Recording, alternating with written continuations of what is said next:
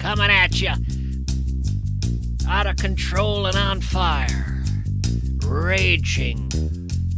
Aiming right for your ears.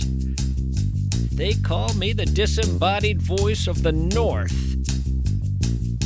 They call me Mischke. Who? Is that what you're saying? Who? Are you asking who? It's all right if you don't know me, that's fine. In fact, it's better that way. The show's not about me, after all. It's about the content I offer. Content you need to help you through your busy day.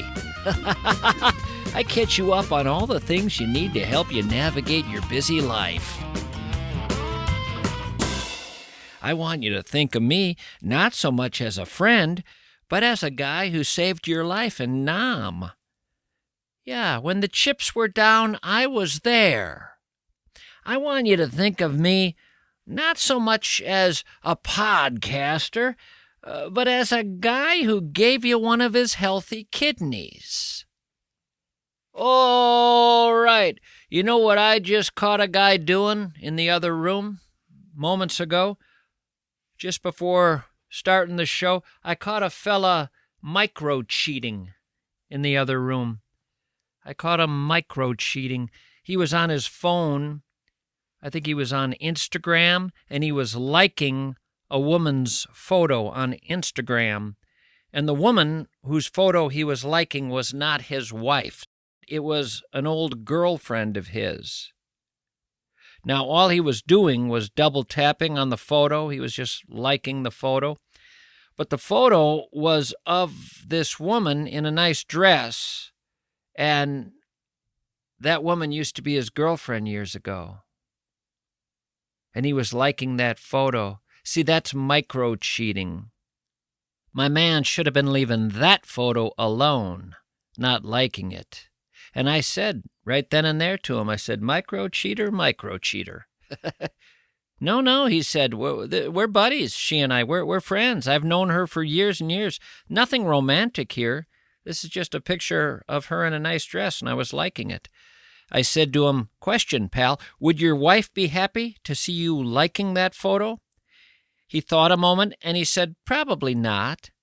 And I said, bingo, micro-cheating, micro-cheating. That is the definition of micro-cheating. You're hiding something from your wife. It's not actual cheating, but you wouldn't want her to see it. Micro-cheating is a modern buzzword, and I love buzzwords. Are you a fan of buzzwords? I've always loved them. New buzzword out there? I want to hear about it. Sometimes when I'm in a car at a red light, I'll roll down the window and I'll shout out a buzzword at a trucker. Maybe he has his window down. If not, he sees me yelling and he rolls the window down, and I'll yell that buzzword right at him. And I end up learning the hard way that the truckers aren't into the buzzwords the way I am. They're more into, well, again, as I learn, hand-to-hand combat. And maybe the problem was the buzzword I chose. I picked the buzzwords at random. I'm not that discerning. I just like to yell buzzwords at people. I don't know what I yelled that day. I might have yelled micro-cheating. Micro-cheating. I didn't even see the gal. Her head was down and I couldn't see her. Do you have any favorite buzzwords? One of my favorites that you hear these days is bleisure. Bleisure. A bleisure trip is a trip that combines both business and leisure. Turns out 7 out of 10 business travelers make work trips into mini vacations for themselves, and that's where you get bleisure. Again, 7 out of 10 guys say when they go traveling for work, they try to also turn it into a mini vacation. My guess is there's some micro-cheating going on there. I don't know. Here's another buzzword, situationship. Situationship. That refers to a relationship that has not been defined yet. In other words, you're not a couple really, but you're not a couple. It's complicated, like so much of dating is these days from what I hear. Buzzwords.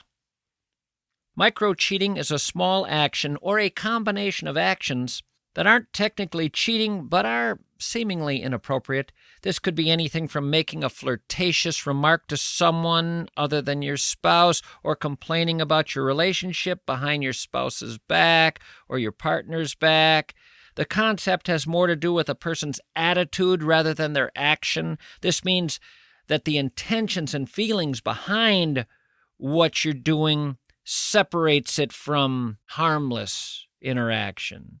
If you would stop your action based upon the fact that your partner was there looking at you, it's probably micro-cheating. That's what they say. I'm no expert. I just like the buzzword. If you share knowing looks behind your partner's back at a party, micro-cheating. If you say things to someone at a party like, if I weren't in a relationship, micro-cheating. A flirtatious joke to someone other than your spouse,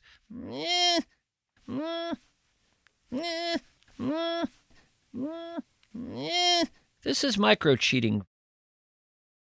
Remember Carrie Underwood's song, Before He Cheats? Remember that chorus from Carrie Underwood's song? Boy, was she upset.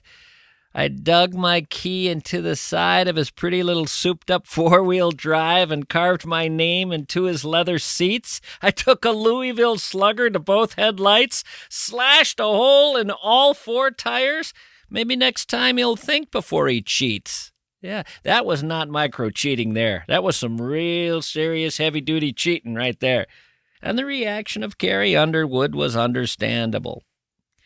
Micro-cheating is going to bring a different reaction. Carrie would have to modify those lyrics if reacting to micro-cheating. It'd be the same melody, same chords, that's all good. You just want to alter that chorus. I dug my fingernail lightly into the backrest of his driver's seat, wrote my name on a note and left it on his windshield, took a wiffle ball bat just to the trailer hitch there, and put a little bit of mud on all four of his tires. Next time I hope he thinks before he micro-cheats. Yeah, that song's not going to be as popular. Micro-cheating, clearly a very small version of cheating. You get any smaller than micro-cheating and you get into that invisible world of quantum cheating, where even you may not be aware of it, and certainly your partner isn't. I mean, someone could question whether it could even be happening if no one's aware of it. But as I always say, if a tree falls in the forest and you're not around, it still could make a sound. You know what I'm saying? So this invisible cheating, or what I like to call quantum cheating, which happens on such a small scale it's possible it's not even happening, is still possibly happening and could destroy your marriage. So look out. It would destroy it, however, in such an insidious way that no one would know how the marriage was actually being destroyed. See, you could find yourself getting a divorce and neither you nor your spouse would have a clue as to why you're divorcing. If that's happening, if you're divorcing and neither of you know why, it may be that this invisible quantum level cheating has been going on under both of your noses. You could ask your spouse point blank. You can say, Paul, have you been quantum cheating? And he'll say probably, I may have been, I don't know, Denise. It's happening below my conscious awareness, if it's happening. How about you? Do you think it's possible you've been quantum cheating? I may well have been, Paul. I got a sneaking suspicion I'm sleeping with the mailman, not in fact sleeping with him, not actually, and not even in any conscious thoughts am I thinking about the mailman, but in an area of waves and particles that move unnoticed, in an infinitesimally small scale somewhere just on that very, very tiny quantum level. I mean, you throw my lust for Lenny, our mailman, into the Hadron Super Collider, see if a baby don't shoot out the other end. See if a little one doesn't come popping out the other end like it's a birth canal. Paul? I dug my fingernail into the backrest of his driver's seat, wrote my name on a note, left it on his windshield. I took a wiffle ball bat, lightly touched the trailer hitch. I put a bit of mud on all four tires. Next time, better not micro-cheat on me. Yeah.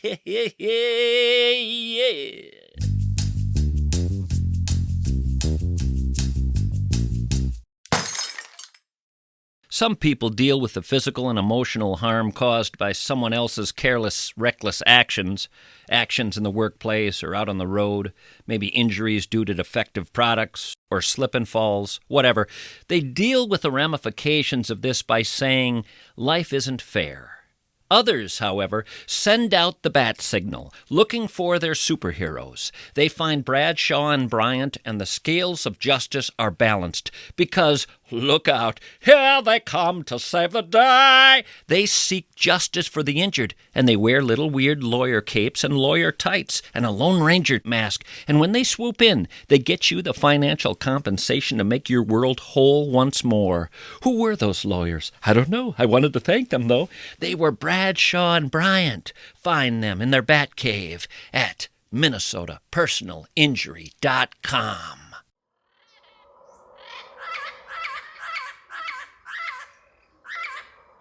The years 1800 to 1940 were the heyday of free-spirited adventurers and explorers who took incredible risks in pursuit of discovery and fame.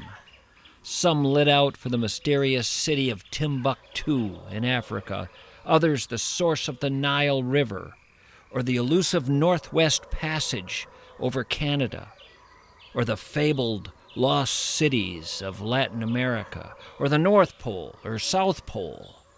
Quests that obsessed the 19th century but hardly matter today.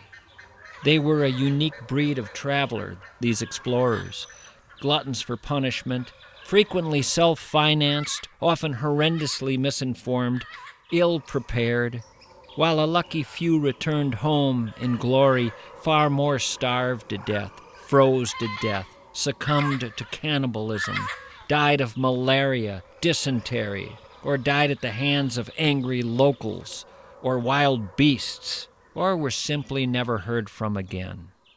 One thing they all seemed to have in common was that they were batshit crazy. That's according to Peter Rowe. He's written a book called Out There, The Batshit Antics of the World's Great Explorers. Peter Rowe has done quite a bit of exploring. He's explored 23 different volcanoes. One of them cost him his voice. This interview is not going to sound like any other interview I do. Peter is going to be practically whispering. That's where his voice is at, after the volcano did its damage. Peter, let's start out letting people know that in your travels, in your adventures, you too paid a price. You barely have a voice.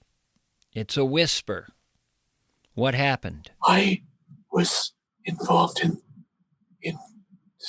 exploring 24 volcanoes, and on one of them, I was caught in a cloud of hydrogen sulfide and sulfur dioxide, which destroyed my larynx.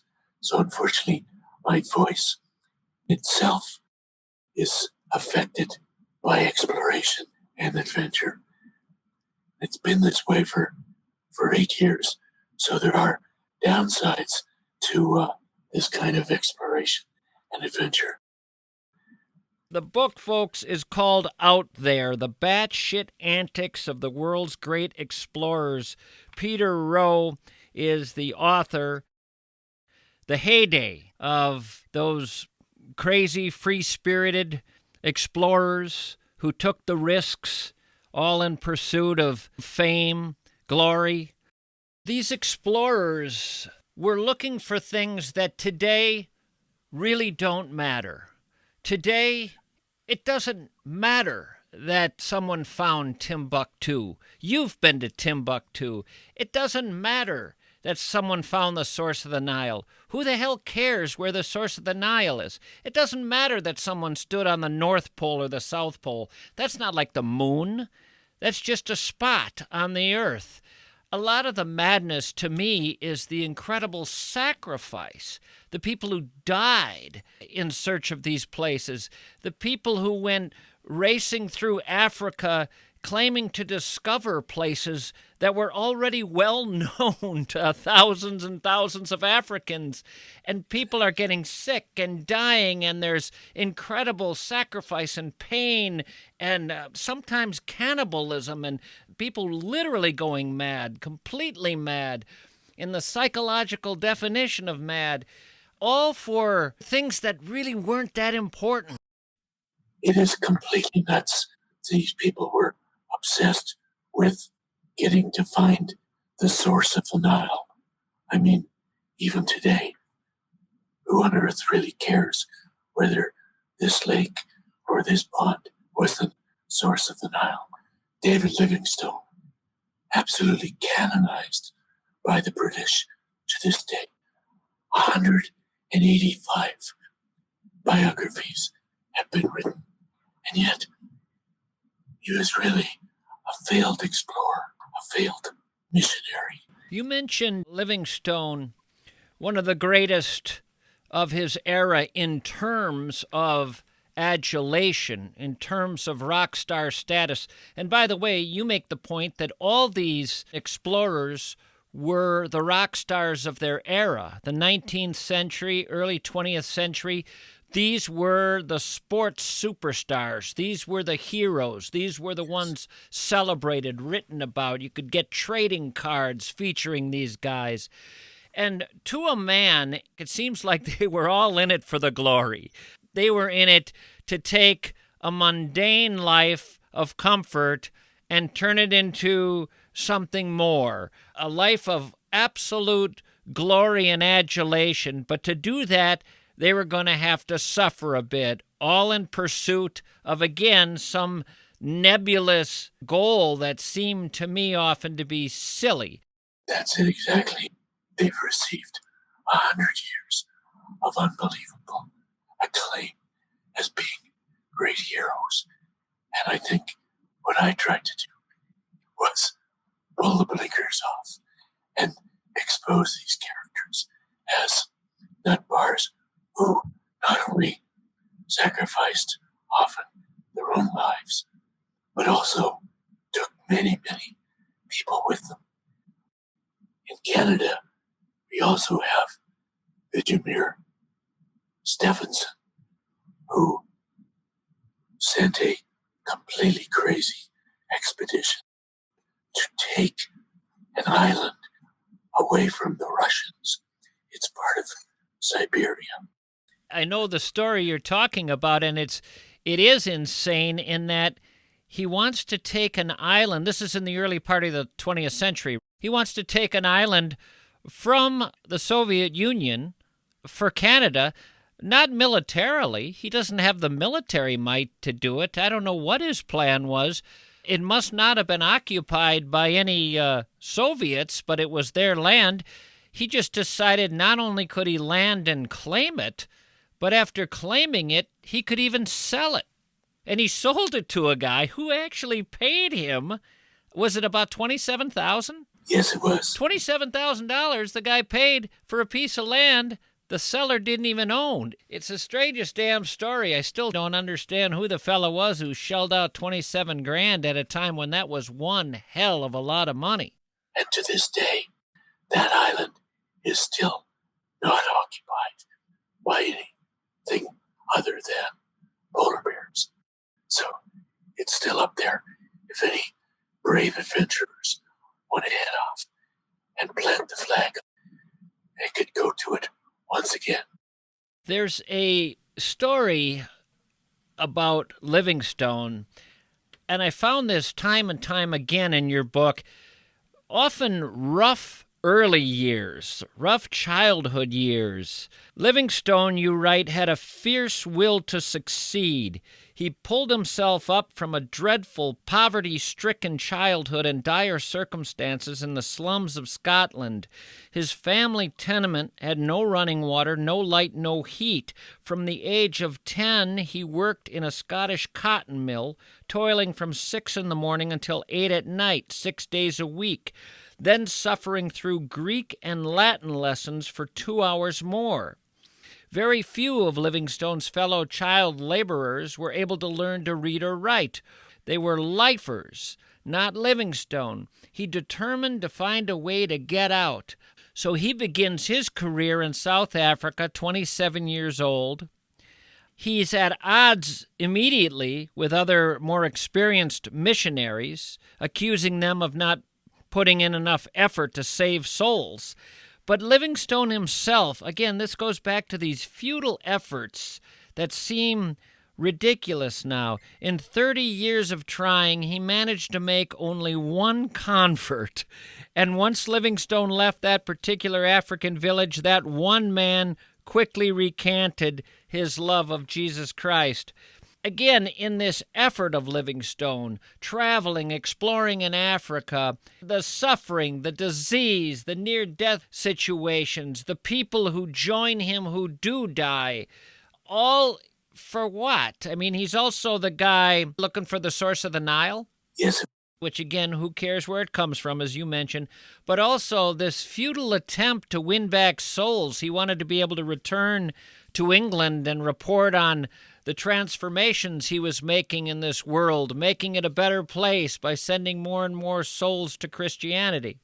Famous story that everyone knows is that he was found by Henry Stanley, who was sent by a crazy American newspaper publisher named Gordon Bennett to Africa to find Livingstone. And the story that everyone knows is that when Stanley finally did find Livingstone, deep in what's now Malawi, he walked up to him and he famously said, "Dr. Livingstone," I presume, most famous words of exploration. But the point I wanted to make is that Stanley had a childhood even rougher than Livingstone. Born in Wales, 1841, birth certificate adorned with the word bastard, illegitimate son of an 18-year-old barmaid and a father who died a few weeks after his birth. Teen mother turns him over as a baby to some neighbors. At 5, he's sent to a workhouse for the poor. There, he's repeatedly molested both by the headmaster and by older boys in the workhouse. He escapes.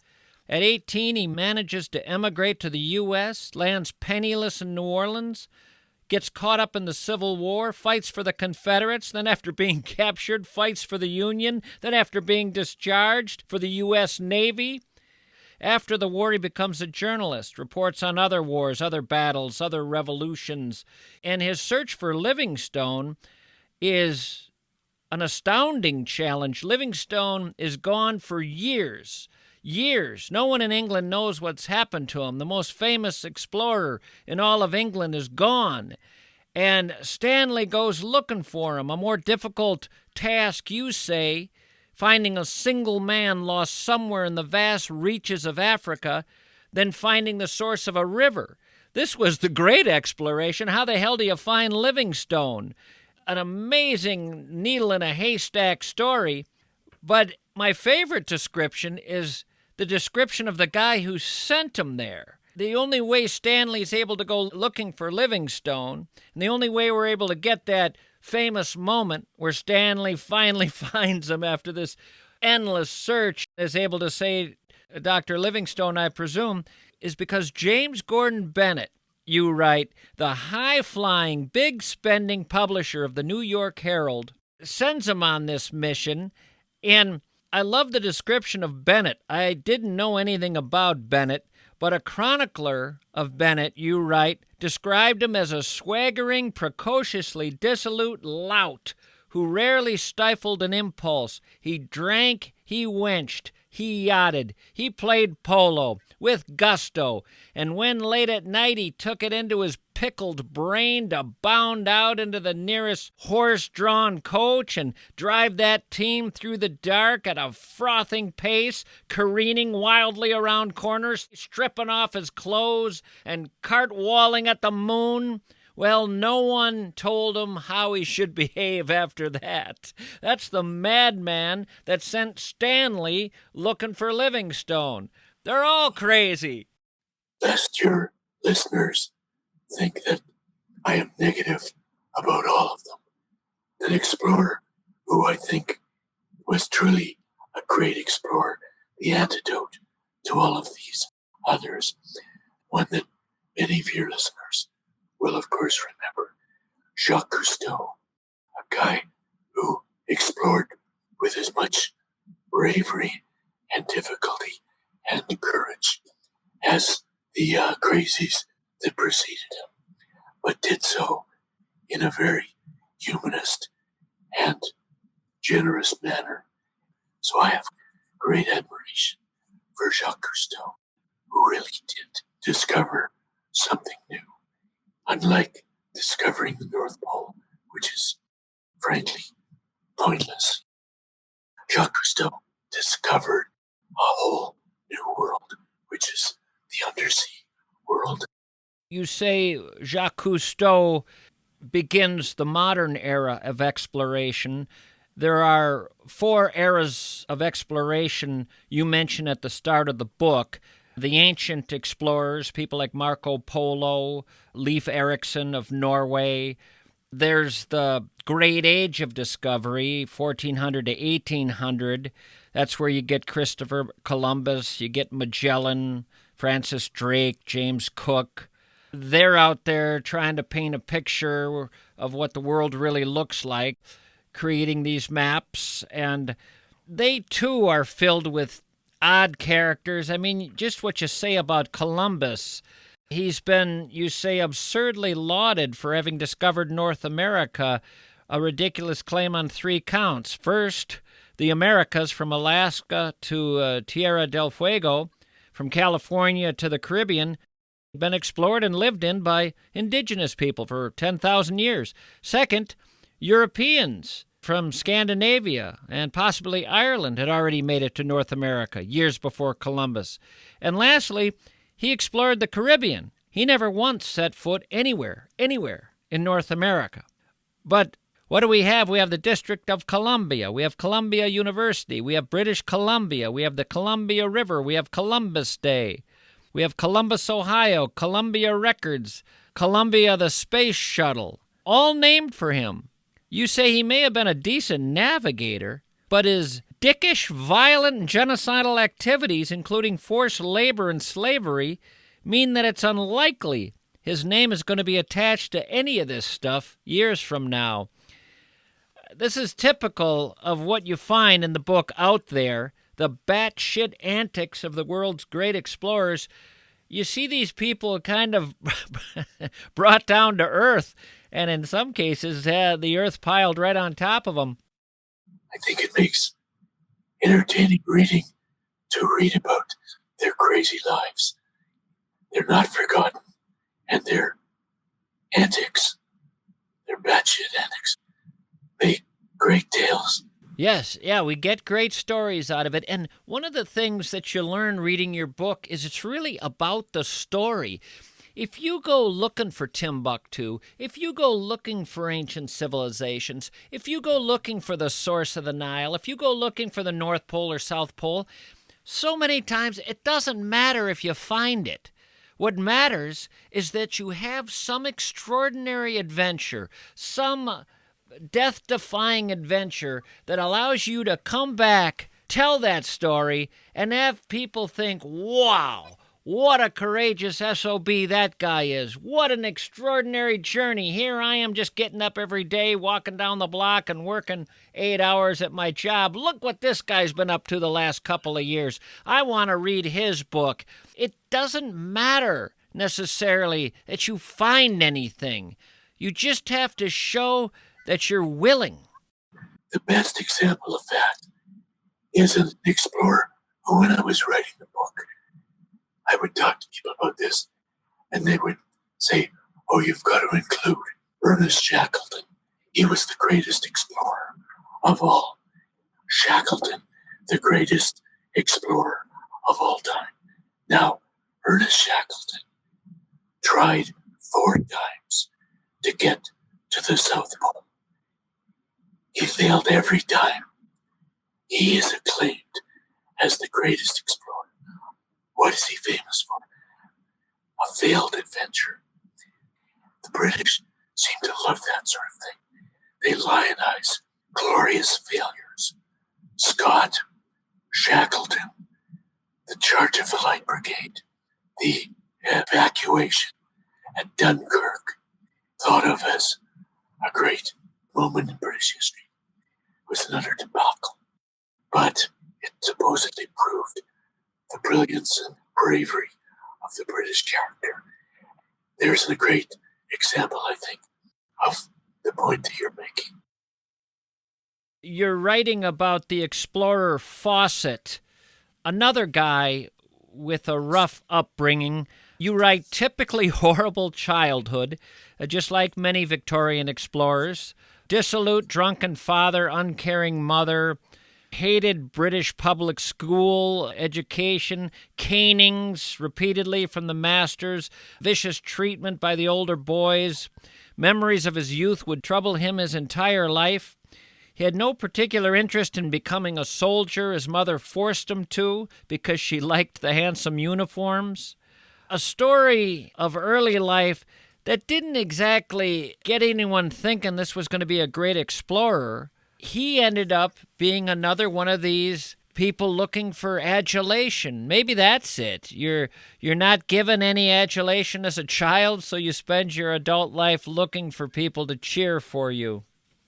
Fawcett was trained by the Royal Geographic Society as an explorer. They had a year-long course back in the day, how to become an explorer. Crazy tips like how to deal with wounds from spears by natives. They said the way to fix that was to pour boiling grease into the wounds. He went on to explore South America, which ended, I'm afraid, in total disaster with he and his son's good friend dying in the process. Literally hundreds of explorers went off searching for the remains. There's effort after effort after effort to find him at the cost of many lives. Many people die, and they never do find him, and I don't even understand the point in looking for him. It's not worth it at this point. It's not like we have modern abilities to find these people. It's somewhere in South America, somewhere in the jungle. How many lives are you going to waste looking for this madman who was, first of all, doing this for his own glory? I mean, the one thing you learn about all these guys is the number one thing with 19th century, early 20th century exploration is it's being done in a sort of DIY way. They're independent, exploratory efforts that are really just about making up something you want to discover and then going looking for it. And the hope is you'll get a book out of the deal, adulation, maybe a parade, maybe some trading cards. You'll be the rock star of your era. But no one is demanding this. No one's needing it. No one's begging for this.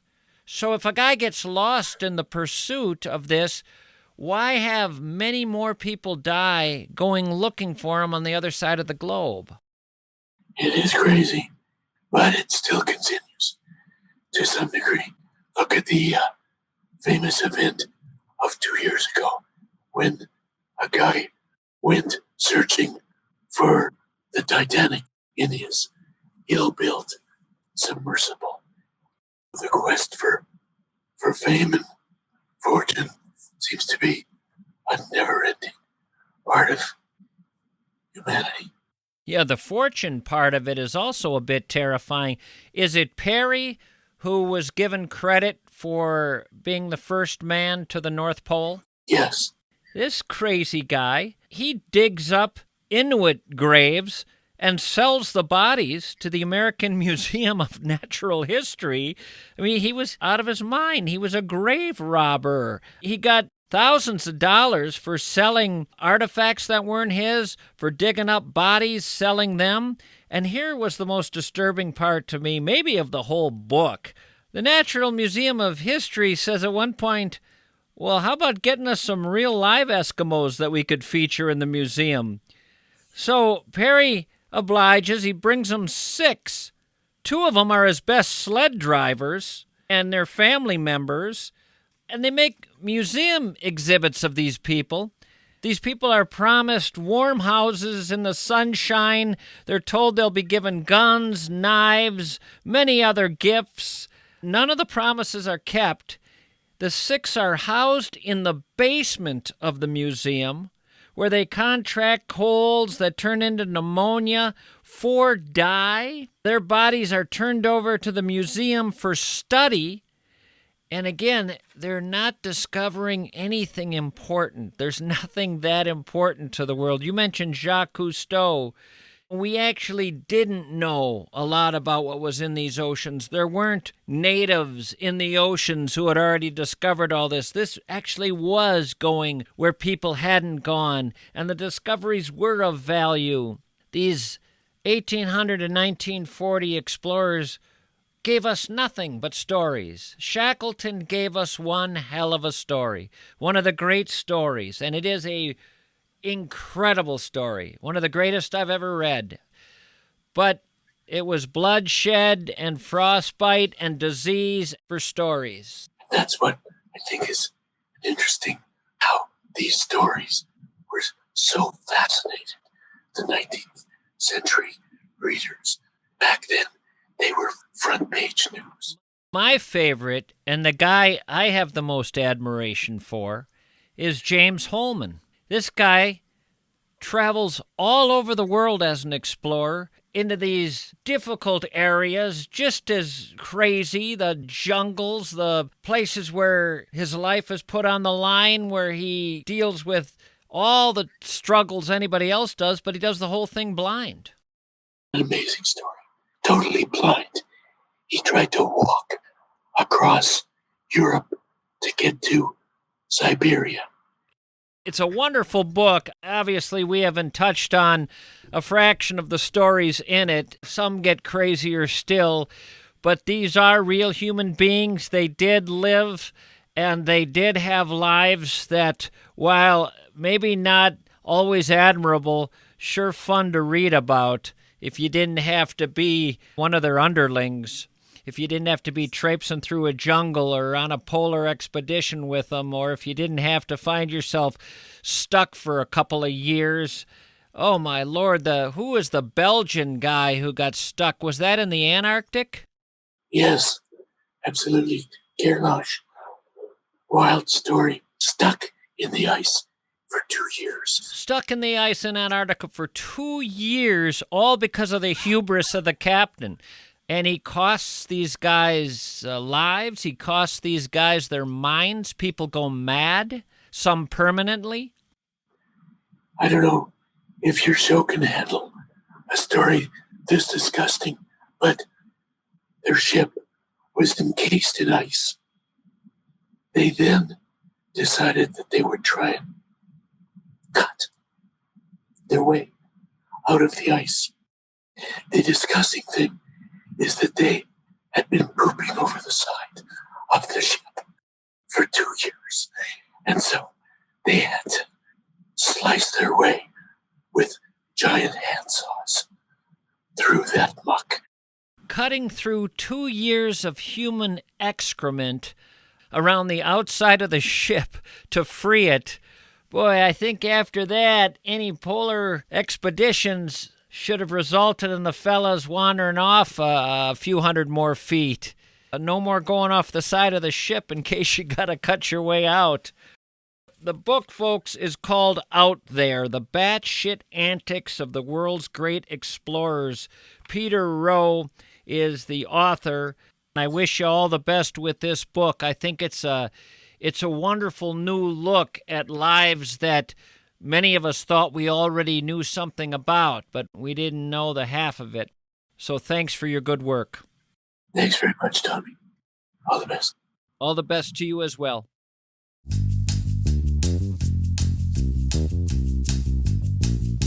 Ahoy, matey! The band, the Guess Who, has just agreed to rewrite the song American Woman. They're going to call it American Pressure. Boy, can I dig that. American Pressure is your one and only call for anything and everything having to do with pressure washers. You need your pressure washer fixed? American Pressure. You need parts? American Pressure. You need them to come out to you with their service van? American Pressure. You need to know about upgrades you could make to make your pressure washing on the job much easier? American Pressure. You want to dance in the parking lot there in Robbinsdale to the sound of the Guess Who and their new song, American Pressure? Well, then go to American Pressure. Learn more at AmericanPressure.com. American Pressure! Won't you come to me? American Pressure! Bop, the pressure washing I need. I don't know if you have noticed it all, but the markets of late have been a little crazy. The financial markets, I mean. They've been, I don't know how you say it, volatile? You know who you need advising you when things get this weird? Josh Arnold. That wise old soul who has simply seen it all, who has weathered every storm and has guided so many to safe financial ports. Hanging out with Josh Arnold is like hanging out with that uncle that always exhibited that great wisdom and insight and knew just what to tell you when you needed advice. Your IRA, your 401k, retirement investments. When it comes to money, call the man. 952-925-5608. Rewind this and listen again if you missed it. Tell Josh your best pal Mischke told you to ring him. He'll give you 48 minutes of free advice. Not bad, huh? Investment services offered by Josh Arnold Investment Consultant, LLC, a security and investment advisor. Past performance is no guarantee of future results. All investments involve risk. Tommy Mischke is a paid endorser.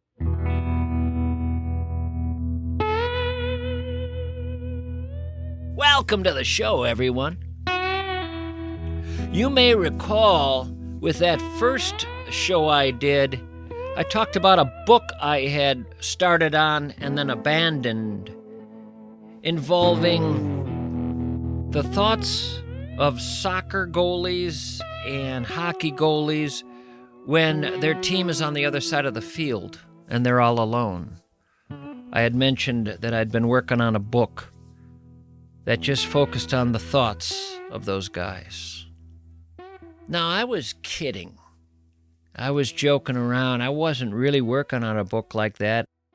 And I actually hadn't been mulling over the thoughts of goalies when their team is on the other side of the field and they're alone. But that didn't stop me from getting this from a listener. Hey, Mischke, Craig here. Been a fan since the 1990s. You mentioned you gave up writing a book about goalies. I'm 53 years old, Tommy, and I just gave up playing goalie this past year. 45 years of playing goalie. 45 years.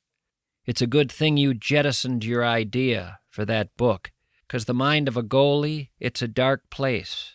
When you're standing there alone, on the other end of the ice, everybody looking the other way, maybe the only person aware of your existence being your mom and dad, it may take me another 45 years for my brain to recover from being a goalie, and I'm serious.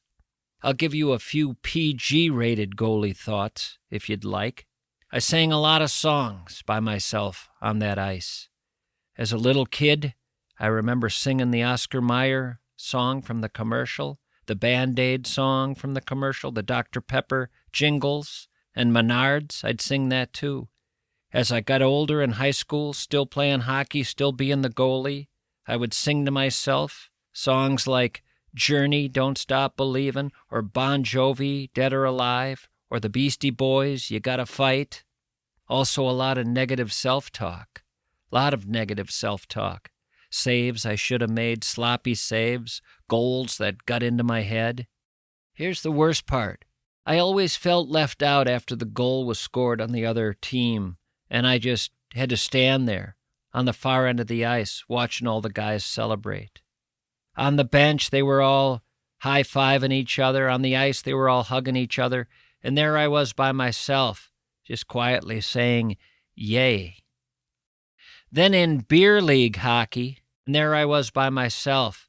I'd find myself thinking about what I needed to do the next day for work, or thinking about my kids, or thinking about home projects. A constant through the years was always clearing the snow out of the crease area in front of the net and building what I called wing dams off the posts at the goal line. That way, when someone tried to score a wraparound goal, they would hit that snow pile and lose the puck. It's illegal to do that, but when you're playing beer league hockey, nobody's really paying attention.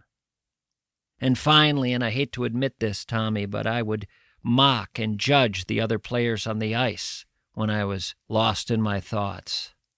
Not just judge the other players from the other team, but my own teammates. I don't know, I guess it made me feel better. Anyway, if you ever want to talk goalie stuff, give me a call. I'm not ashamed to admit I'm part of that weird group. Goalies are a strange breed, and some of us breed strange, too. Signed, Craig. Craig. Well, this is a part of the show that intrigues me. People writing in after something I say on the program. Sort of a letters to the editor portion of the show. I think that should be something I develop. That feels good to me, a little feedback from out there. Folks, if you'd like to text me, feel free to anytime. 651-321-8949. That's 651-321-8949. I'd like to visit with Craig now.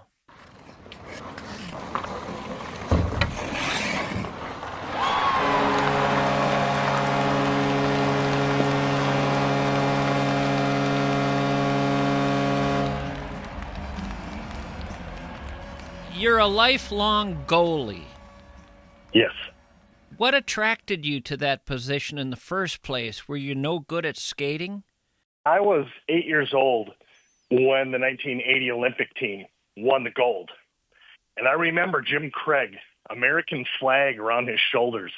My first name is Craig. I realize his last name is Craig, but still I had this connection. Look at him. He's got the flag draped over. Everybody's adoring him. That's awesome. That's pretty cool to be a goalie. You responded to my talking about writing a book on the thoughts of goalies when the players are on the other side of the ice. Yep. Something about that resonated with you. It did. After they score a goal, they're down there. They're not with me. I can only really cheer with myself because they're celebrating in the corner, on the side, over on the bench, whatever, and I'm just standing there, and I'm not acknowledged as part of it. Not that I needed the acknowledgement, but I'm not part of the celebration. They are slapping each other on the back and grabbing helmets and saying, "Attaboy," and you're not getting any of that. I'm getting none. I am just standing down there, full length away from the ice from the celebration, and just watching it from afar. You do feel left out. You know, it's like watching a birthday party from the next room. I want to go over some of what you texted to me. I sing a lot of songs. As a kid, I sang the Oscar Mayer song, the Band-Aid song, those obviously from the commercials. I remember the Coca-Cola jingle, too. I'd like to teach the world to sing in perfect harmony. I would sing that down there as a kid. Was there a sense of loneliness? Yeah, for sure. I think being a goalie, you're an odd duck. You're different from the rest of the team. Did they think you were a little odd? Yeah. My closest friends that I've played with for a long time, yeah. Odd, flaky. Yeah. Do you think that being a goalie for a long time makes you a little eccentric and quirky, or that you have to kind of have a quirky sense about you to want to be a goalie? I think you have to have a quirky sense about you. I think that's the foundation of it. Because nobody, when I talk to other people or have talked to other people about, well, I can't make it, but do you want to play goalie? You can borrow my equipment. More often than not, like, nobody wants to do it. So I think you have to have a bit of a screw loose to want to stand there and have pucks shot at you. So I think there's already a little bit of something off center already. Why do you want to have pucks shot at you? I never was afraid, I guess, to stand there. Maybe it's like a fighter. Once you take a punch or two, you're like, it's not that bad. You'll live. It's not going to kill you. I had some guys from the Hells Angels tell me one time that the secret to their knife fights is learning that it doesn't hurt to get stabbed. Your adrenaline is running and it doesn't hurt. It'll hurt later, but once you realize you don't got to worry about it during the fight, you just kind of let it go and fight without worrying about getting knifed. You know what? That's pretty dang accurate, too. Because there would often be times that I would get home and realize, look at that bruise where one maybe snuck up underneath of my equipment and got me good. But I didn't even realize it at the time. You're right, because adrenaline's going. You're not feeling those things as much. And then the next day you wake up and you're like, oh, look, I got a good shiner. Are you familiar with the bizarre quirks of any other goalies in this world? Yeah, and I had a few myself, but... What do you mean, like, that we haven't talked about? I had a T-shirt that I would wear the entire season, and I would not wash it. I would use it, I would hang it to dry, and then I would use it the next day. Practices, games, it didn't matter. My superstition was I had to wear that same T-shirt the entire season. And at the end of the season, I would burn it in a fire pit because it was awful. It looked awful and it smelled awful. I had to eat the same breakfast every morning, Eggo waffles.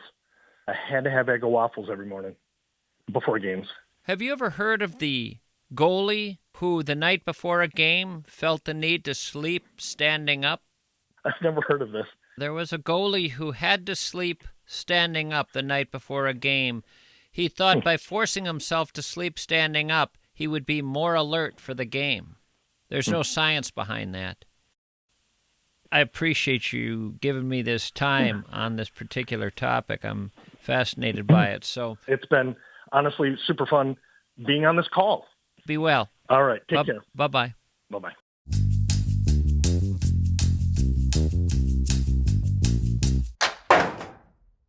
There are two solid reasons you want to tour the Wellshshire of Medina and Bloomington as a place to consider for your father or your mother suffering with dementia or Alzheimer's, your spouse, your grandparents dealing with memory care issues. There are two reasons you want to tour the Wellshshire. Reason one, you're probably looking at facilities right now that have a memory care wing. The Wellshshire is a beautiful facility that focuses on memory care. That's it. 4 different levels of memory care. Number 2, it is hard to get good people these days to work for you. So many of these facilities out there are understaffed. More pathetically, sadly, staffed with people who lack deep compassion. That is not the Wellshshire. I've met the people there. I've toured the facility.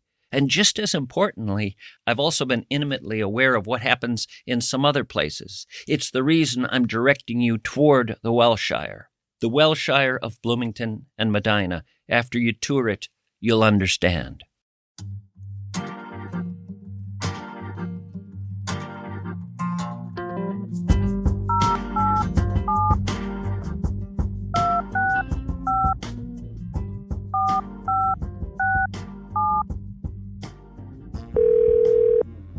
Hello, this is Patrick. Patrick, it's Mischke. Hi, Mischke. How's it going? Going all right. How are things with you? Oh, good. I'm just finishing up the workday. Finishing up the workday? What do? I am a software developer. Well, I usually stop people right there and ask no more questions. That's when I move on generally, because everything you're going to say after this, I'm not going to fully grasp. Mischke, I make things that make other things work. Give me an example. If you need to get your ID from the DMV, you don't want to have to go there and talk to people. You want to go online, click the button, and have it sent to you. And it's only because of you that that's possible? Yeah, pretty much. Well, thanks. Anything else new in your life? My kids are doing great. Living the good life. I've got 14-year-old daughters. Twins? That's right, yes. Were you a little bit overwhelmed there at the beginning as a father, perhaps saying to yourself, what the hell have I gotten myself into? I never said that. Did you say this? Did you say, let's give them up for adoption? I never said that. Okay. I was thrilled the whole way through. Yeah, well, you didn't have to nurse them. That's correct. Imagine if you had to nurse them all the time. It's a lucky thing we didn't have 3 at once. It's a lucky thing you're a guy. That's for sure. Well, anything else going on? How do you like the show? You know, I kind of wondered with the road show if you had a thought that you want to get rid of the crazy stuff, get rid of the tomfoolery, get rid of the manic ideas. And I'm glad that that was only for that show and not as a permanent life adjustment for you. No, the road show, and for those who don't know, for 11 years prior to starting this podcast, I did a podcast called the Mischke Road Show, which you can still find out there. 180 shows, very different from this program. That was done because I was tired after many, many years of doing this kind of a show. After a while, everything gets old. This had gotten old, and so I took an 11-year hiatus from it. And it was much needed, and I enjoyed putting the spotlight on other people for a change and traveling the country, enjoying the eccentricities of this nation in all its many wonderful presentations. And after about 11 years, I was exhausting that concept. I was starting to struggle with new ideas in that world and needed a change. So it just keeps happening. I was at CCO and just decided one day to quit because I had had enough. I was a columnist at City Pages, and one day I said to myself, I have nothing more to say here. I had written maybe 100 columns, and I said, I have nothing more to say in a column, and I quit that. You never know when these things are going to come along and tell you that's enough. This will happen with this show. One day, someone invisible will tap me on the shoulder and in a deep voice say, enough. I've heard it said, everything ends poorly, otherwise it wouldn't end.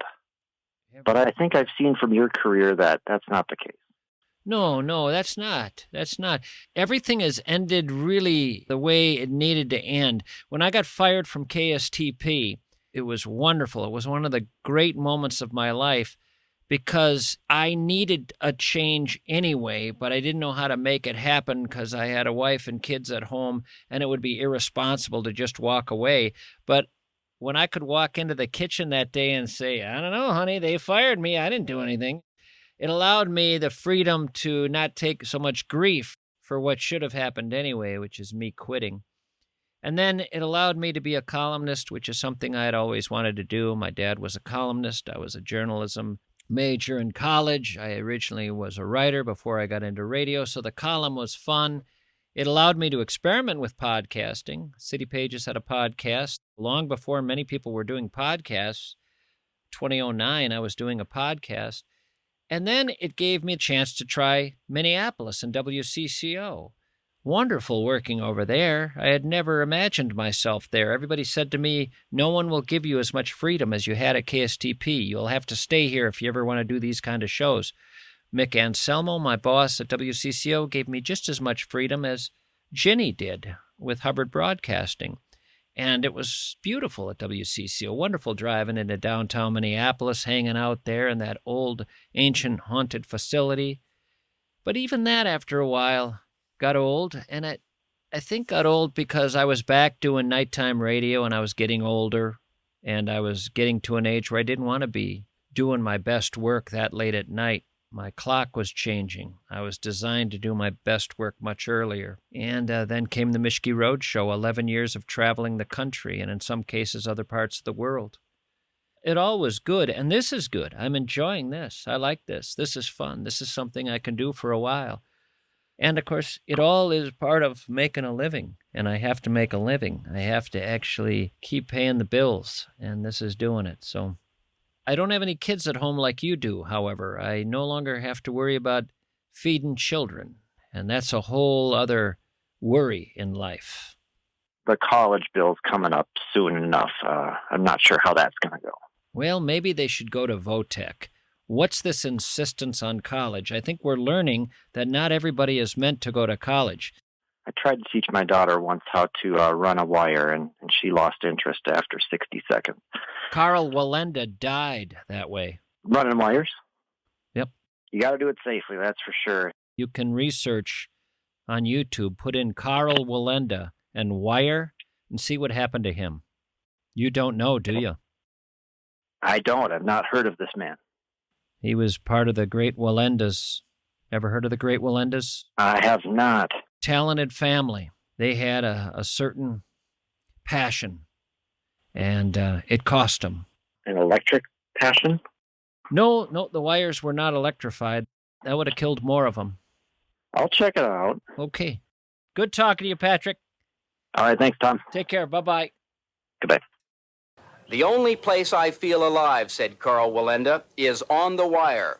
And there he was this morning, 73 years old, 120 feet in the air, 10 stories above San Juan, performing as he had for 58 years. A high wire walk across the street from one beachfront hotel to another. But as he reached halfway, the ocean wind suddenly picked up, gusting to 30 knots.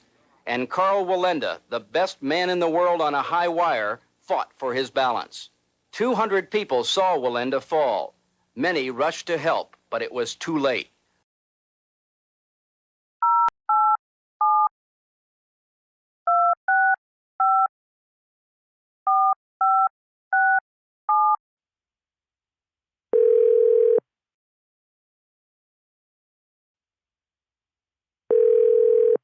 Hello? JC? Yeah, who's this? Mischke! Mischke? Yeah. Who are you expecting? Seriously? Oh, yeah. Well, I don't know. Oh. We're just driving out of Phoenix, heading out to Gold Canyon. We're snowbirds. Oh, you're snowbirds. My wife and I, yeah. It's April. What's that? It's April. I know, we're going to be heading back. We live in New Prague. Uh-huh. Just how warm do you need it? It's 61 degrees currently and sunny. It says 100 on the thermometer here. Yeah, sounds lovely. I can't think of a person in the Twin Cities who envies you. Right. So what the hell? No, You guys should have been back a month ago. Well, this is our third year down here, and we're loving it. Come down in December and stay as long as we want. Mm-hmm. When did it all go wrong for you? When did you decide that you were growing weaker?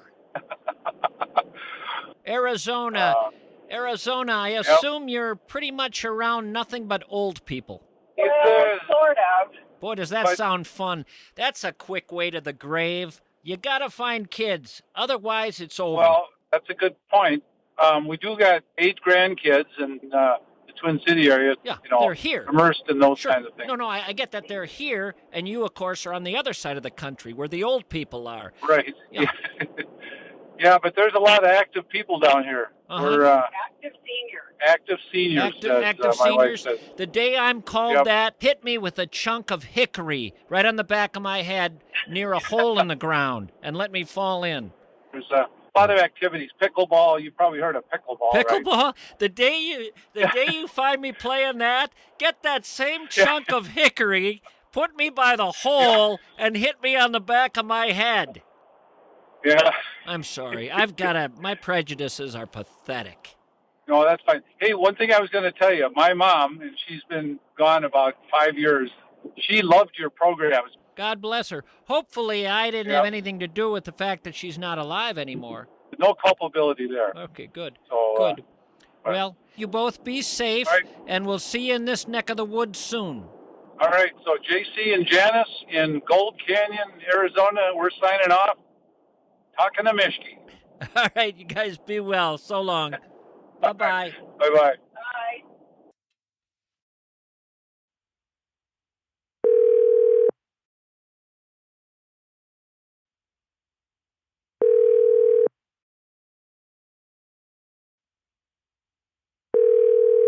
Hello.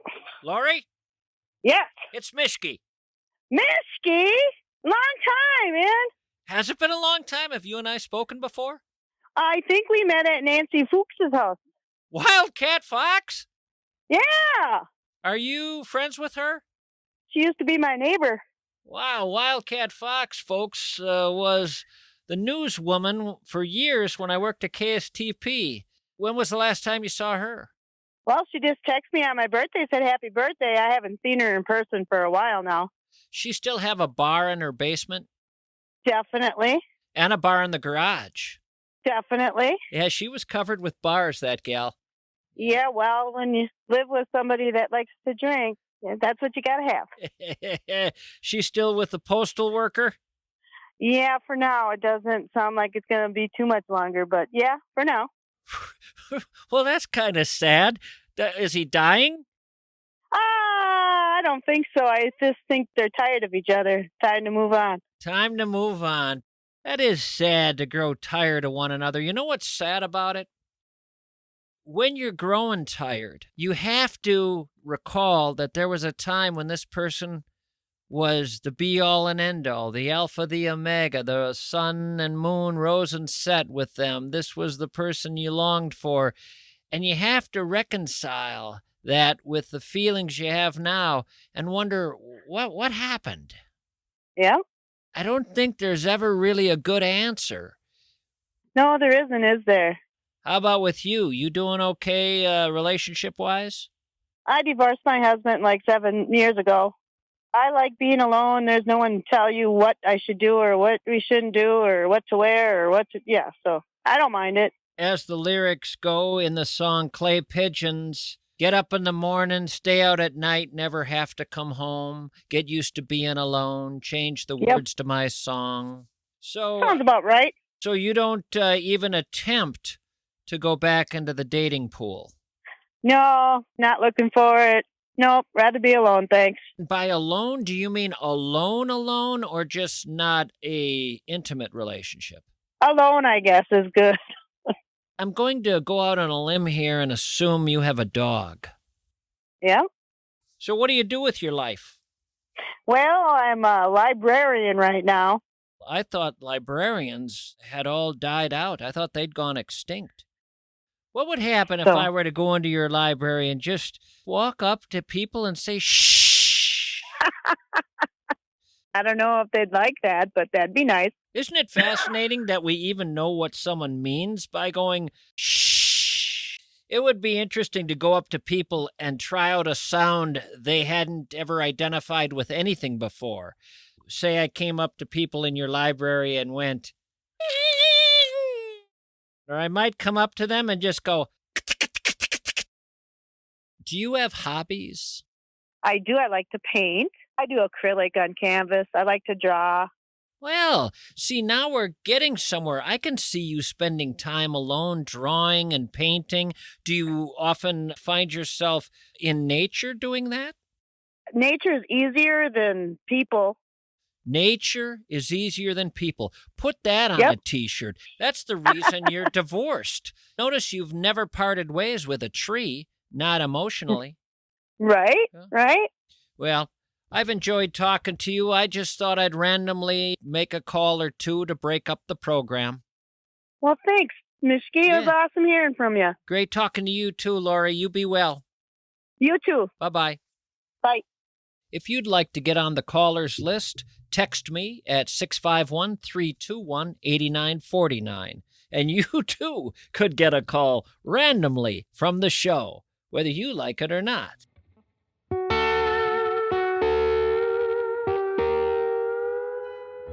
Well, I think that's going to do it for this program. I have looked at this microphone, and it is down to just 3%. Yikes. I'm going to lose power in a couple of minutes here. Don't want to cut out mid-sentence. Thanks for listening. I look forward to hanging out with you again next week. I will pretty much be the same guy come next week, with perhaps minor changes due to a couple of surgeries I'll be having. They're very minor surgeries. Don't let this concern you at all. In fact, they're actually called mini-surgeries or micro-surgeries. They're done without me even knowing it, really. The doc told me, just do what you normally do each week. He said he'll take care of it when I'm looking the other way. Might happen at a street corner, might happen in a bar. He said I won't even be aware of it, and I love that. It might even be quantum surgery now that I think about it. I can't recall, but the doc said even he's not going to be aware he's doing it. And recovery actually happens outside the space-time continuum, he told me. Weirdly, it's open-heart surgery. But the doc said the fewer questions I ask, the better, and boy, do I get that. So, until next week, be kind to one another. Remember, we're all going to be dead one day, relatively soon. Might as well be decent to each other. We're all in the same sinking ship. So long.